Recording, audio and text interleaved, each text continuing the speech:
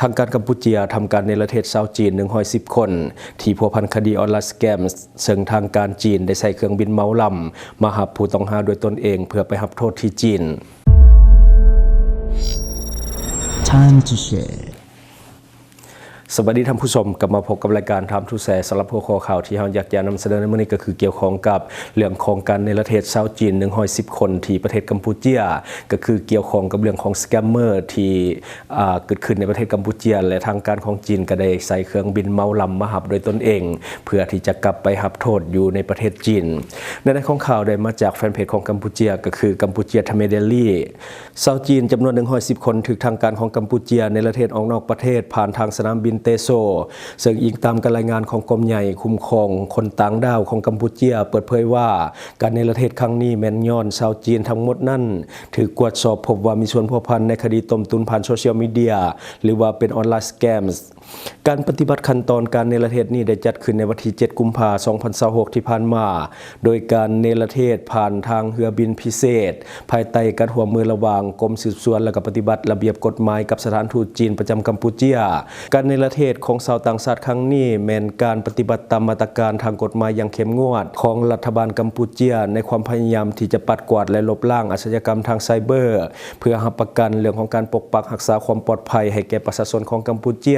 ในภาคพื้นและก็สากลนำด้วยกัมพูชีให้คำมั่นสัญญาว่าจะกวาดล้างอาชญากรรมทางเทคโนโลยี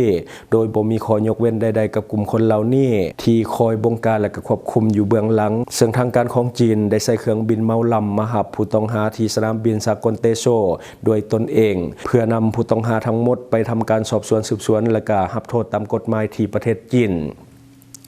อันนี้คือในของข่าวสั้นๆโดยซึ่งว่าหลายคนน่าจะได้เห็นภาพผ่านทางโซเชียลมีเดียเพราะว่ามีการแชร์กันหลายก็คือ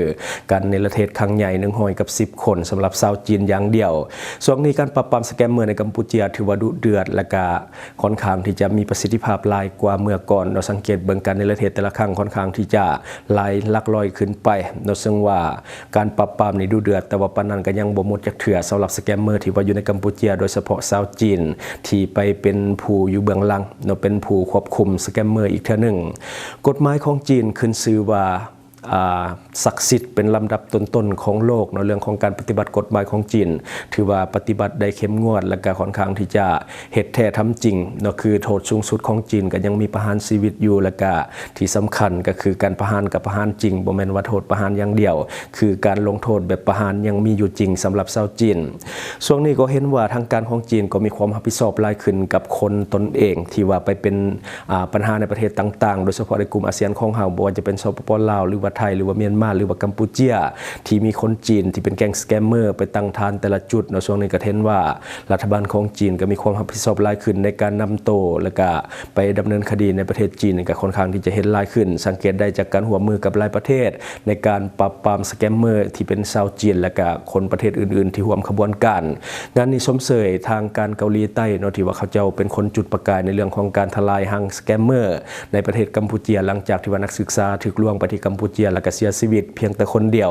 แต่ว่ารัฐบาลของเกาหลีใต้ให้ความสำคัญและก็ส่งคนของตนเองเข้าไปที่กัมพูชีถือว่าเป็นจุดเริ่มต้นของการปราบสแกมเมอร์อย่างจริงจังและก็ค่อนข้างที่จะได้รับอิทธิพลจากการปราบปรามในครั้งนั้นในหลายประเทศก็เริ่มมีการปราบปรามบ่ว่าจะเป็นเมียนมาบ่ว่าจะเป็นสปป.ลาวของเฮาช่วงนี้สามเหลี่ยมทองคำของเฮาก็ค่อนข้างที่จะมิดไปแล้วสำหรับเรื่องของสแกมเมอร์เมื่อก่อนก็ค่อนข้างที่จะหลายแต่ว่าในปัจจุบันก็ค่อนข้างที่จะมิดไปหลายซึ่งบรรยากาศในพื้นที่สามเหลี่ยมทองคำในปัจจุบันก็ค่อนข้างที่จะเงียบเหงากว่าเมื่อก่อนถ้าเทียบเมื่อก่อนนี่ค่อนข้างคึกคืนหลายแต่ว่าในปัจจุบันนี่บ่ค่อยมีคนปานใดก็เลยว่าเห็นให้บรรยากาศบ่ค่อยคึกคืนปานใดบัดนี้มาต่ออีกหนึ่งข่าวก็คือตำรวจของไทยบุกทลายเครือข่ายยาเสพติดสารภาพคนสปป.ลาวเป็นผู้ว่าจ้างรวบผู้ต้องหาได้2 คนพร้อมกับของกลางเป็นยาบ้า 54,000 เม็ดเตรียมที่จะส่งเข้าพื้นที่สันในของประเทศไทยแต่ว่าไปบ่รอดก็คือในของข่าวได้มาจากสำนักข่าว CIA ของประเทศไทยตำรวจสพ.เมืองมุกดาหารสมทบกำลังฝ่ายปกครองบุกจับขบวนการค้ายาเสพติดรายย่อยหลังสืบฮู้มาว่าก็คือเบาะแสกลุ่มวัยรุ่นที่ว่ามั่วสุมยาเสพติดใน โรงแรมก่อนที่จะขยายผลพบยาบ้าล็อตใหญ่สุกเสืองในห้องเช่ายึดของกลางก็คือยาบ้า 54,000 เม็ดพร้อมกับรถจักรเป็นของกลางเช่นกันจากการเข้ากวดสอบพบกลุ่มวัยรุ่นกำลังเสพยาเสพติดอยู่ในห้องพักจึงมีการควบคุมตัวไปสอบสวนและก็ขยายผลกวดสอบโทรศัพท์มือถือพบหลักฐานเรื่องของการสนทนากับผู้ที่ว่าสุกเสืองยาเสพติดต่อมามีผู้ต้องหายอมรับสารภาพและก็นำเจ้าหน้าที่ไปกวดยึดเอายาบ้าจำนวน 54,000 เม็ดที่สุกเสืองไว้ในตู้เสื้อผ้าภายในกระเป๋าเป้สีดำอยู่ที่ห้องเช่าแห่งหนึ่งในพื้นที่อำเภอเมืองมุกดาหารเจ้าหน้าที่ได้จับกลุ่มผู้ต้องหา2รายก็คือได้แก่เฒ่าสาคิดหรือว่าเฒ่าเจมอายุ29ปีและก็เฒ่าวิรพลหรือว่าเฒ่าทีอายุ29ปีเช่นกัน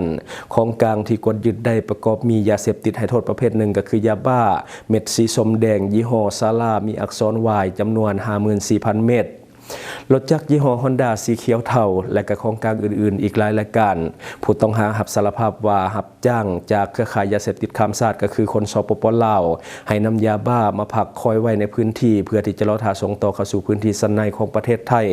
เจ้าหน้าที่แจ้งข้อหาก็คือร่วมกันมียาเสพติดให้โทษประเภทหนึ่งไว้ในครอบครองเพื่อการฆ่ายาเสพติดให้โทษประเภทหนึ่งก่อนนำตัวผู้ต้องหาก็คือพร้อมกับของกลางส่งให้กับพนักงานสอบสวนสพ.เมืองมุกดาหารดำเนินคดีตามกฎหมายต่อไปเนาะอันนี้ก็คือในของข่าวขบวนการยาเสพติดข้ามชาติไทยลาวเนาะก็คือปราบปรามทะเลกบหมดแถมยังมีแนวโน้มที่จะเพิ่มขึ้นอีกคือการที่จะให้หมดไปในแถบจะเป็นไปบ่ได้การที่จะเฮ็ดให้ลดน้อยถอยลงยังเป็นไปได้ยากเนาะในปัจจุบันเรื่องของยาเสพติดถือว่าระบาดหนักอยู่ลาวเฮาก็คือกันโดยเฉพาะในกลุ่มวัยรุ่นเนาะอันนี้ก็ต้องได้สอดส่องดูแลสำหรับผู้ปกครองสวยๆกันเป็นหูเป็นตาให้กับเจ้าหน้าที่เนาะอันนี้ก็คือสิ่งที่เฮาเก็บมาเล่าสู่ฟังหวังว่าท่านจะได้รับสาระดีๆสำหรับท่านที่ว่าเบิ่งรายการเฮาอยู่คิดเห็นจะได้กับสิ่งที่ว่านำเสนอไปก็อย่าลืมฝากไว้ภายใต้คอมเมนต์ของเฮาและข้าพเจ้าจะเข้าไปอ่านด้วยตนเองขอขอบใจช่องทางที่คุณสามารถรับชมข่าวสารจาก Time to Share Studio Fanpage Time to Share Laos YouTube Time to Share TikTok Time to Share Laos Facebook สิงห์ดาราสายลินอยู่เมืองลาวใช้แต่เงินกีบลาวและส่งเสริมผลิตภัณฑ์ภายในเพื่อลดผ่อนการนำเข้าสินค้าและแก้ปัญหาเงินตา Subscribe for more video.